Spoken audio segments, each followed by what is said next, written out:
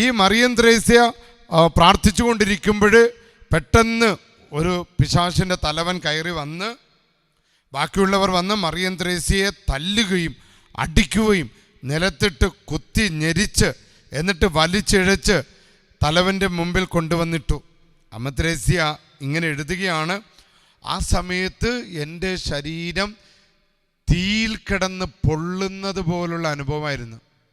ഇതാണ് നമ്മുടെ കുടുംബത്തിൽ നമുക്ക് കിട്ടുന്നത്. നമ്മൾ ദൈവത്തിൻ്റെ കൃപ നഷ്ടപ്പെടലാണല്ലോ പിശാചിൻ്റെ ആക്രമണം.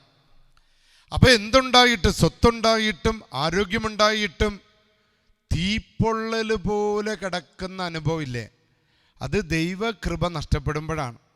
ഈ പിശാചിൻ്റെ ആക്രമണം നിമിത്തം ഈ അമ്മ ത്രേസ്യ എഴുതിയിരിക്കുന്നത് ഇങ്ങനെ പിശാചുക്കൾ അടിക്കുകയും ഞെരിക്കുകയും, കാരണം അമ്മ ത്രേസ്യ വളരെ വിശുദ്ധയായതുകൊണ്ട് പിശാചുക്കൾ നേരിട്ട് വന്ന് ആക്രമിക്കുക.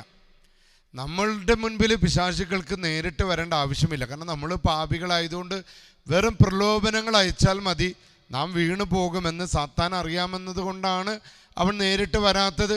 ആ സമയത്ത് മരുഭൂമിയിലെ അന്തോനീസിൻ്റെ ജീവിതത്തിൽ ഇത്തരം അനുഭവങ്ങൾ ഉണ്ടായിട്ടുണ്ട്. പാതുവായിലെ വിശുദ്ധ അന്തോനീസ്, മലമുകളിലെ വിശുദ്ധ സിൽവസ്റ്റർ, അയർലൻഡിലെ വിശുദ്ധ പാട്രിക്ക്, ഇവരുടെയൊക്കെ ജീവിതത്തിൽ ഇവർ സാത്താനുമായിട്ട് നേരിട്ട് ഏറ്റുമുട്ടിയതായിട്ട് കാണുന്നുണ്ട്.